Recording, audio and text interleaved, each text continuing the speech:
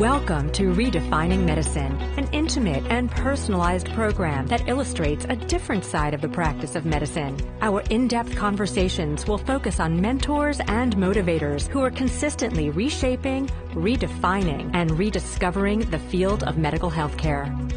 I would like to welcome biohacker Dave Asprey, founder of Bulletproof and author of the New York Times bestseller Bulletproof Diet. He is a Silicon Valley investor and entrepreneur, the creator of the wildly popular Bulletproof Coffee, and host of the #1 health podcast, Bulletproof Radio. I've had toxic mold multiple times in my life, and I'm one of the 28% of people that we know have a genetic sensitivity to it.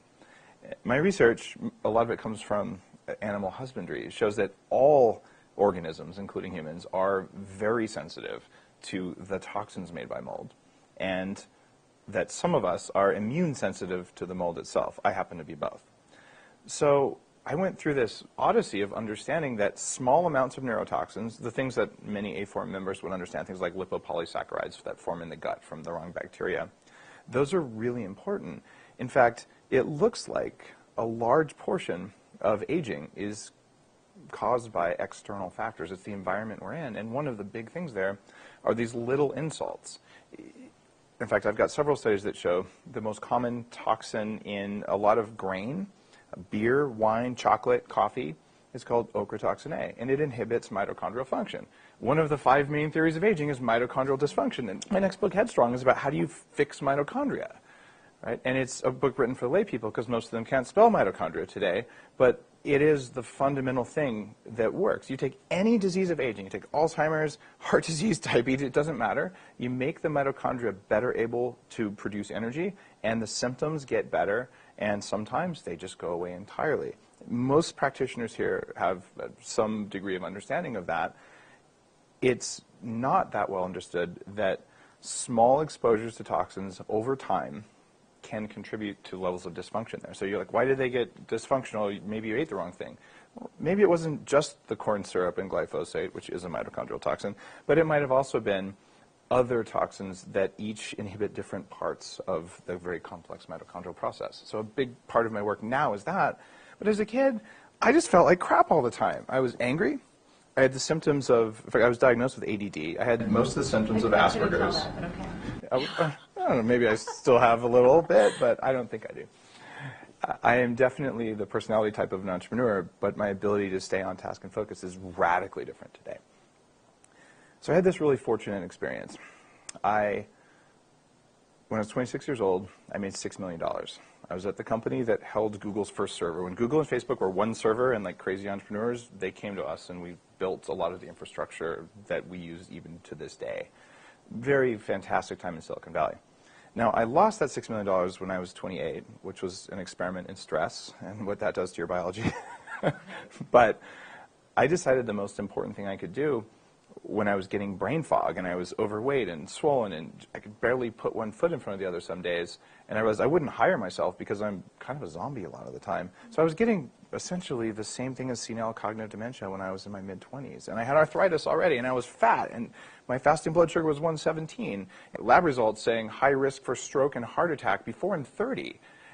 Yet, I exercised an hour and a half a day during some of that period. Okay. Not right during that time.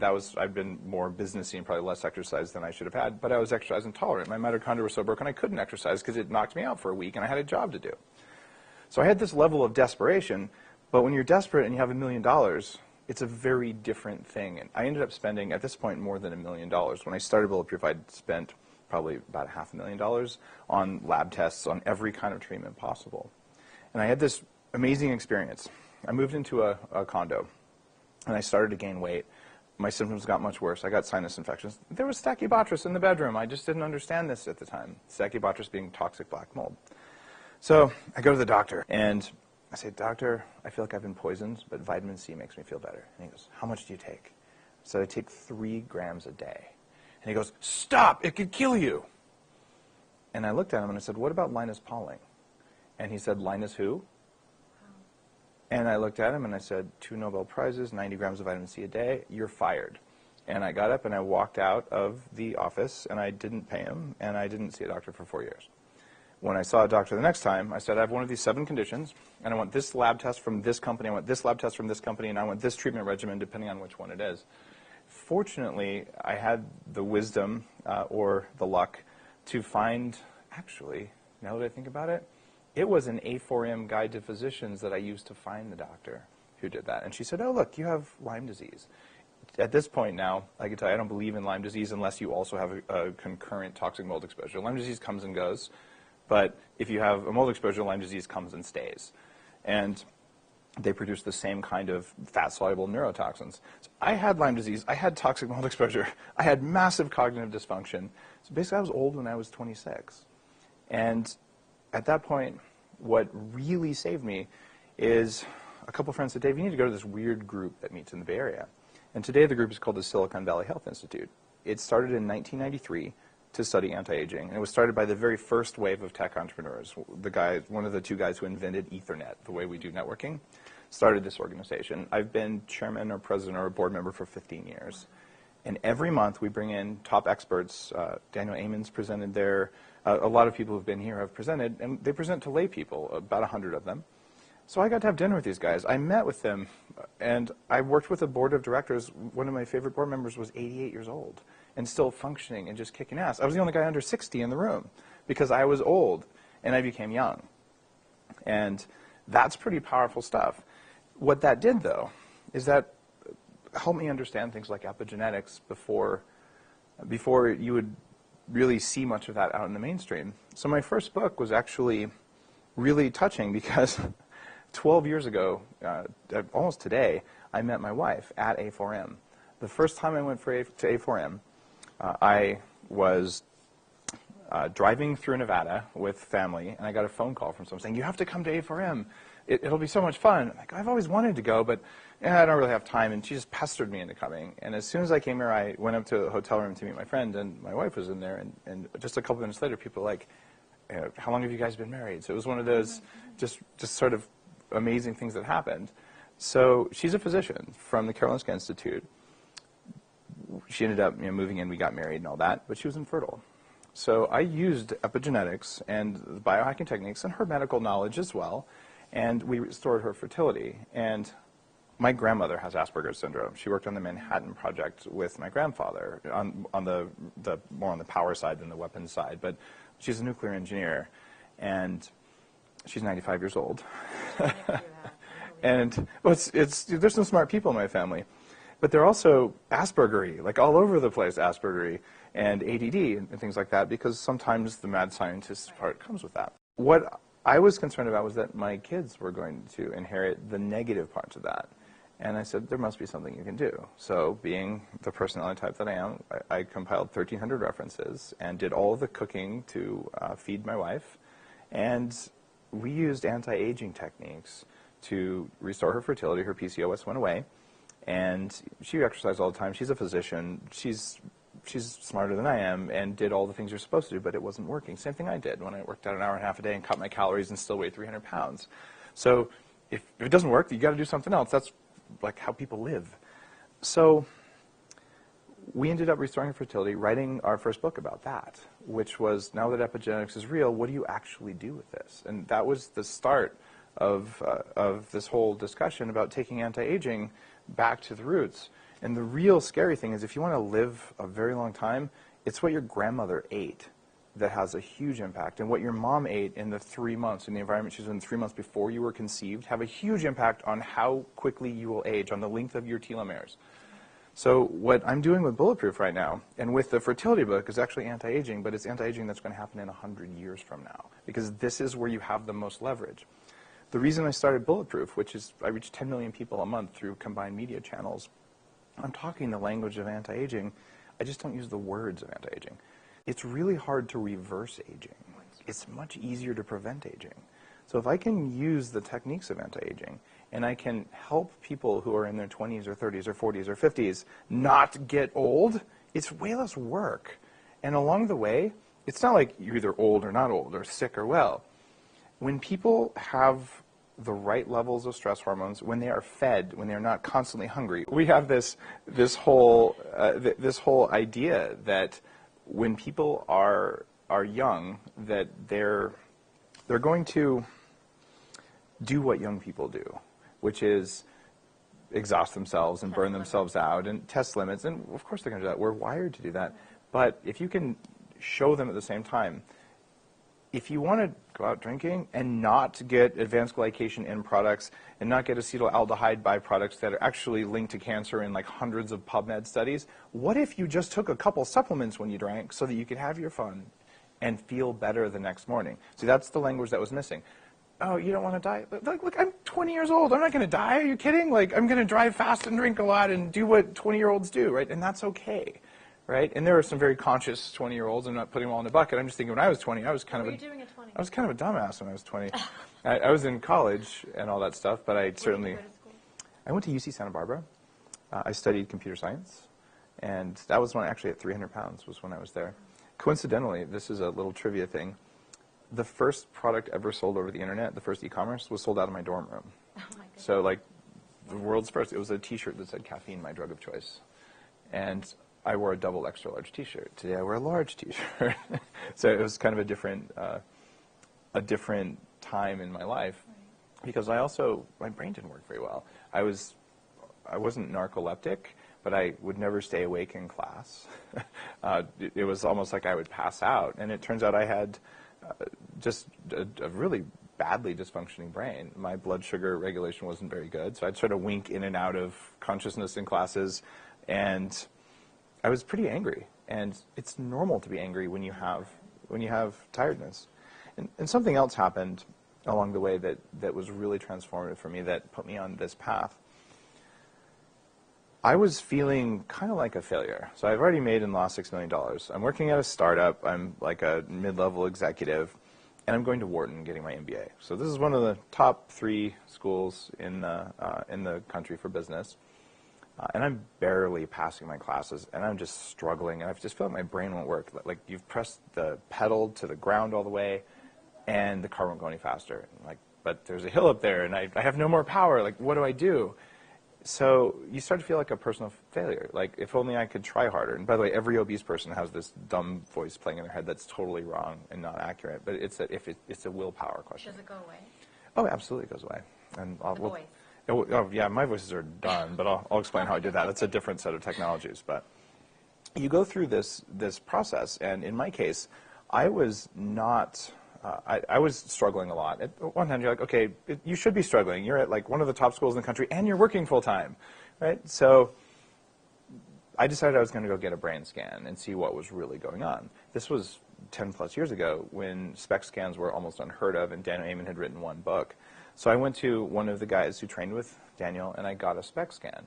And it showed, and I'll show the slides tomorrow. Why you wanted it? Oh, yeah. I said, because I think I have ADD or something else. My brain isn't working. I'm really struggling in school. And I need a note that's going to let me have extra time on my tests, or I'm going to fail out of school, okay? That was my reason.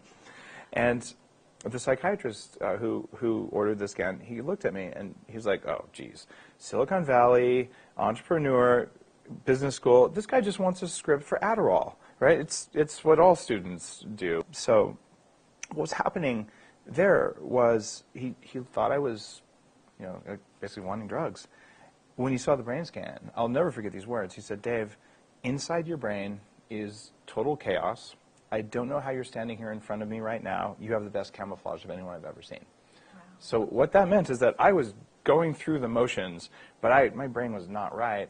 When I showed that scan to Daniel Amen, we've since become friends, and he's been in my movie and recommended some of my work. He said, Dave, you had toxic brain damage. Your brain scan looks like someone who's living under a bridge on drugs. This was from my environment. It was from living with Stachybotrys and toxic mold in my bedroom. Every night I was sleeping and poisoning my brain. There are correlations with those toxins and all this aging stuff we talked about earlier. And what that did for me, though, I was like, wait a minute. It's not a moral failing. It's not that maybe I'm not as smart as I think I am. It's actually that there's a hardware problem.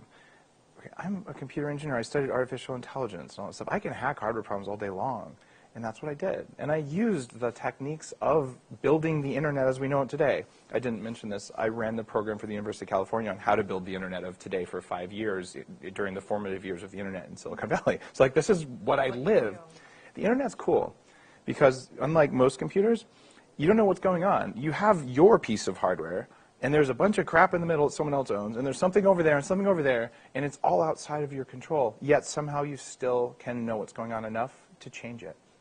A computer hacker doesn't have to know everything about you. They just have to know enough to get in and do what they want to do. It's the same way with your biology.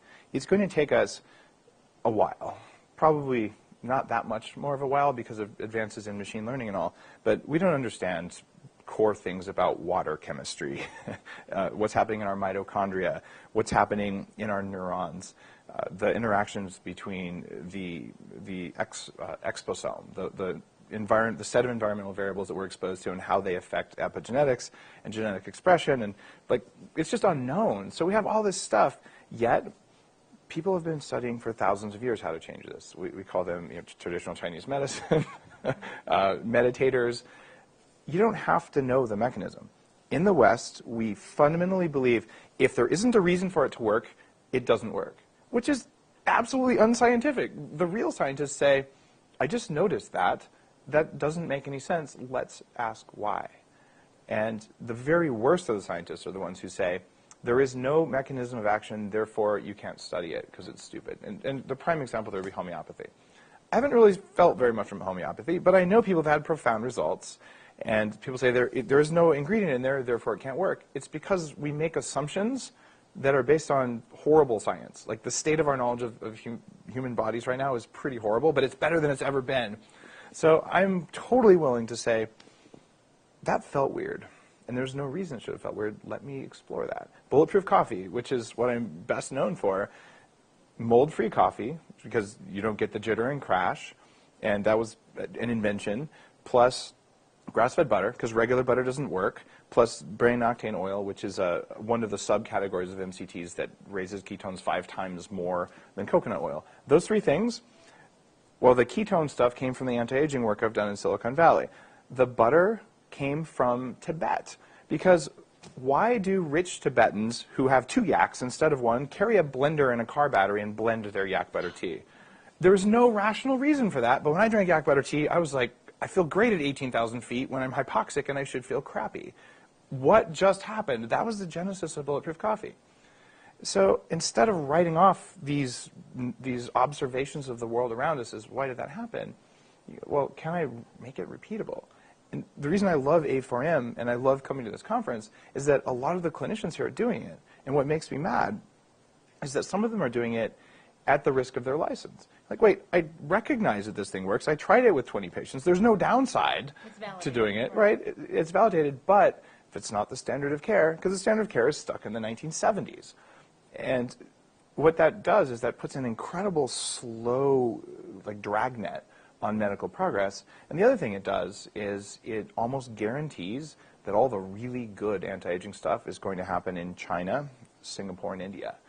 And I started in 2003 working with med tech companies. I designed all the back-end infrastructure for the first stick-on cardio monitor to replace a Holter monitor, this little Bluetooth one. And since then, I was also CTO of Basis, the wristband company that Intel bought for $100 million, the one that was the first one that could get heart rate from the wrist. Because I believe heart rate variability is a major thing. Because you lower stress, everything in the body gets better because that's useless stress. So you just teach people to consciously control their autonomic nervous system like I've done. And it transforms them. Is that an anti-aging thing? I don't really know, but people age less quickly when their cortisol isn't so spiky, so I throw it in the anti-aging bucket. It's also a biohacking thing, though. So I look at all that stuff. Where does the really amazing innovation happen? It's overseas, because the doctors who really, really do it here, they get targeted, and their licenses are at risk. My function here at A4M, I'm an unlicensed biohacker. Like, you can take my unlicensed. I don't care. But part of my journey has been, when I was first realizing my brain wasn't working as well as I wanted, I started taking smart drugs. As an engineer, I'm like, it's the brain. I didn't realize it was the body and then the brain. So I started taking smart drugs. I was taking paracetam, aniracetam, hydrogene, and a lot of the unknown drugs, This is because of the work of Steve Folks, who wrote a book with Ward Dean called Smart Drugs and Nutrients, too. And Steve and I have become good friends. He's an advisor to the Antiaging group. But when I first discovered his writing online, I'm like, oh my God, this guy like knows these smart drugs. And I started taking them, and I got my brain back enough to hack the rest of my body. And so, this was how long ago? This was in the mid to late 90s, starting around 96. And to just realize, okay, I am relying on pharmaceutical medications that make my brain work better and protect my neurons and probably make them live longer. And I'm still on the racetams 20 years later. They're part of my daily performance-enhancing stack, and they'll probably make my brain live longer. Not a lot of downside to that class of drugs. Right? There's one side effect of the racetam family. They increase the effects of caffeine. It's terrible. It's just terrible. They also may use choline more quickly, acetylcholine. Okay. However, in my case, I have too much choline, so that's a benefit. For other people, they might need it in another egg. Like, it's a pretty small side effect. And so I'm working on this brain stuff, and I got my body to the point where I lost 100 pounds, and I've had Bulletproof Coffee, the Bulletproof diet, and in a very, as much of a nutshell as I can, I put the Bulletproof diet in a one-page infographic. There are hundreds of physicians who just hand this out to people because it goes on their fridge, and you don't have to buy anything from Bulletproof to do it. The infographic is a printout thing for free. But it took me 6 weeks of using my teaching skills from Silicon Valley to put hundreds of references into this. And here's what it is. There's a narrow band of foods that are high in the right kinds of undamaged fats, moderate in the amount of high-quality absorbable protein, high in vitamins, and low in anti-nutrients. There's a big group of suspect foods in the middle. And these are foods that cause problems for large swaths of people, and you have no idea if they're causing problems for you. And then there's kryptonite foods like margarine, MSG, NutraSweet, corn syrup, which like no human should eat. And I'll put gluten on that list too. If you're going to starve to death, eat whatever you can find. But if you're not in a poverty situation, gluten just doesn't have a place in your diet. There's abundant evidence for that at this point. Like, sorry, I wish it wasn't true. I like croissants and pizza. You can replace them with other things. That's just how it is. Gluten-free pizza. There you go, right? The other things that are in there, though, have a huge impact on just untold numbers of people. One of them is the Nightshade Family. So 1 in 5 people gets rheumatoid arthritis from eating potatoes, tomatoes, eggplants, and bell peppers. A lot of the people listening to this know about that. But almost no one in the public does. And they're saying, oh, I don't have a sensitivity. I'm like, well, wait, you eat cayenne every day.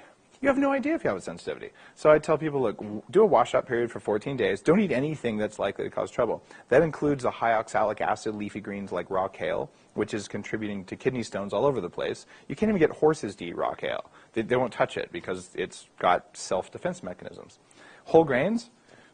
Grains exist to germinate and reproduce. So they cover themselves in poison to keep animals from overeating them. And if you don't get rid of that poison, well, it's going to have an impact on you. You may be genetically stronger than I am, but it's not good for either one of us. So what I'm suggesting people do, and what helped me lose the weight, was cyclical ketosis, which you can amplify with Bulletproof Coffee and brain octane oil because it adds exogenous ketones, so you're not hungry at all, which is kind of liberating. And tons of vegetables, a plate covered in vegetables, and a moderate amount of high-quality, either wild-caught or grass-fed protein, and then at least half your calories from fat and probably more. When you do that and you cut out the charred vegetables, the burned meat, the deep-fried stuff that are contributing to inflammation, you can lose weight very quickly. I've had people lose 1 pound a day for 75 days without hunger. And that's the sort of thing that I always wanted. I struggled greatly when I was 300 pounds. I'd deny myself. I'd eat the salad with no dressing. My friends were eating cheeseburgers and French fries, and I was working out every day, and they weren't. I'm like, what's going on here? It's a lack of the right kinds of fat is a major problem. So that's how I lost the weight, was just avoiding toxins, avoiding inflammation, adding more fat, and clearly cutting sugar and a lot of carbs, but not all of them. And that's been transformative because the first thing you feel on the first day when you get your ketones up is your brain turns back on. And then if you're taking smart drugs, they work better. And if you're not taking smart drugs, fine. But maybe you don't even need smart drugs because you did that. So we talked about fixing the hardware, and then we talked about like the chemistry of the brain. But once your hardware is working, and I'm talking like a hacker here, there's a software layer that happens in the brain. This is belief systems, thoughts, emotions, and automated responses. In 1997, when I decided I was going to fix my brain, I said, I'll do neurofeedback, which was unheard of back then. So I went to this kind of kooky-looking chiropractor's office, the only guy in the Bay Area doing neurofeedback at the time. And I go into the waiting room, And this little, maybe 8-year-old kid runs up to me and goes, "Ah!" and runs in a circle around me, not once or twice, like 30 times screaming, like pretty clearly on the spectrum, right? And I'm not as wise, I wasn't as wise back then, or as calm as I am now. And I was like, this is wigging me out. Like, this is you calm, by the way? Yeah. Oh, this is just me happy. And I have a lot of energy, but it's all good energy. And this kid was kind of wigging me out a little bit. And I went and I did my session, and I ended up doing 10 or 15 neurofeedback sessions. And then I came back, and I saw the kid a few weeks later. And he walks up and goes, "Hi, my name is Bobby," and shakes my hand. And I'm like, how can this be? This incredible transformation. Exorcism or something, right? It was the brain training. Right. So I bought an EEG machine. I've had one at home, or 4 as I have now, since 1996. After a while, I realized that for me to become as good at hacking my brain as I am at the biochemistry side of things and all the other things, it's a full-time job. So I started working with outside, basically neuroscientists who could use my gear or their gear. And eventually I put together a program called 40 Years of Zen, where we are taking the neuroscience about what Zen masters' brains actually look like, and you can teach someone to do that in 5 days. I've spent 3 months of my life with either 8 to 24 channels of electrodes glued to my head, doing advanced meditation. And there are processes, and this is a $2.5 million facility in Seattle. I can do a few hundred people a year. It's mostly CEOs and celebrities who go through it. But this is my brain mechanic. There's a neuroscientist with 75,000 sessions of neurofeedback. We had to make custom hardware and software to do this. And this is kind of out there stuff, but I think the A4M people are at least willing to listen to out there stuff. You go through and you identify everything that you automatically respond to in a way you don't like. And then you go into an altered state guided by the neurofeedback, so you know when you're in the right state, and then you reset the neurological response. So for the average person who walks around, your nervous system is programmed to only do 3 things. The 3 things are mitochondrial. They're only survival-based. And from the mitochondria's perspective, we're just a big walking petri dish. And they really do pull the strings. They decide what cells live and die. They decide what genes get expressed. They make the core hormone for everything else. So you can take our behaviors and boil them down to these really old systems that come from bacteria. And the 3 things are: eat everything so you don't starve to death, because that's the end of the species if you starve to death, right? Okay, we all do that. And then the other thing you would have to do is run away from or kill everything that might be a threat. Pretty good survival heuristic, right? And the third thing is have sex with everything else, right? There you go. Species will live forever with just those 3 things. That's all we do that gets us in trouble, is those 3 things. But they're all automated things that every animal does. So my understanding from the neuroscience side of this, and it comes from both Eastern practices, but also some Western, like psychoneurobiology and things like that, is that you have these automated behaviors, and when you look with electrical signals, you respond, or I should say your body responds to the environment very, very quickly. In a matter of 50, and I'm making up this number, it might be 60, but it's in that range, 50 milliseconds. So something happens, the nervous system responds, and then about 300 milliseconds later, you tell yourself a story about why you did what you did. It's that gap that gets us in trouble. So what I was doing that led to a huge amount of stress that I had was the voice in your head comes from those 3 rules, which is that a threat? I don't know, is that a threat? And then it does pattern matching to your entire childhood to figure out what looked like a threat then. That's why we have science trolls. They were traumatized in childhood. They're just acting that crap out. So what I do is I sit there, and 3 months of my life I've done this. My IQ went up and a bunch of other things too. Mostly my stress levels went down, and the voice in my head just shut the hell up entirely. So you go through and you're like, all right, what is this automated behavior, and do I want to keep it? And if you want to turn it off, you go to an altered state, and there's a way to turn it off. It's called the neurofeedback augmented reset process. And then there's another thing you do where you tell your nervous system the way you want it to believe the world is. And if this sounds too amazing, here's the crass example. Everyone who's listening has at one time in their life leaned against a hot stove or touched something hot, and then one of 2 things happened. Either they pulled their hand away and said, I'm so smart, I pulled my hand away.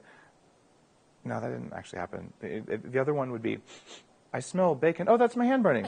I think I'll move my hand, right? You never think about it. You move, and then you congratulate yourself for moving. we all know this at some level, and it makes most people viscerally uncomfortable to realize that there's something else pulling the strings all the time. So what I found, and what I find in the clients that I've worked with, and just in the Bulletproof followers in general, is that we spend at least a third of our energy thinking about what we're going to eat next because we're not fed right. You get ketones up, you can modulate your hormones, and suddenly your ghrelin levels are changing. You don't care about food. So you get a third of your energy back. And we spend probably a third of our energy on, is that a threat? Should I kill it or run away? And if you can lower the triggers that you have so that you don't think most things that aren't threats are threats, then suddenly your energy comes back and you can do something good with it, like see more patients or have better bedside manner, or just like watch reruns of Breaking Bad. It doesn't really matter. Like, it's just free energy. It's just sitting there that we're all using to tell ourselves stories. So I've rewritten my story very extensively using like the latest in neuroscience because I'm a hacker. And the third thing is, when you have sex with everything, people have to deal with that themselves. Sorry. I live by this rule, and it's like it's my body, my biochemistry, and now I'll piss off half the people listening who like me right now. Look, you should not have the right to require me to get a permission slip to take any substance that I want to take. Right? I should have the right to completely screw myself up because I could do it with knives, drain cleaner, falling off my skateboard. But here's the thing, right? Like, we all have this. So, and my wife, by the way, fundamentally disagrees with me. She's a physician. I'm not. But there have been times when I'm like, I know exactly what chemical I want to use to fix this condition because I've had it 4 times before. Yet I had to wait 48 hours, get an appointment, spend a few $100s, waste a physician's precious time that should have been used on someone who needed it. So I'm hoping that we move in the direction of a little bit more freedom where I can buy whatever supplement I want or even whatever pharmaceutical I want. And that we just assume that I'm responsible for that. So a bit of a libertarian leaning there. I'm not a libertarian. I just want to be able to make my body live. Yeah, live to 180 plus is my goal. No joke. I'm going to do it, and you guys can all help me. So thank you. I look forward to seeing you at our 180th birthday. It's a deal. Thank you so much, Dave. Why don't we take a walk over to the exhibit hall? Let's do it. Go try your coffee.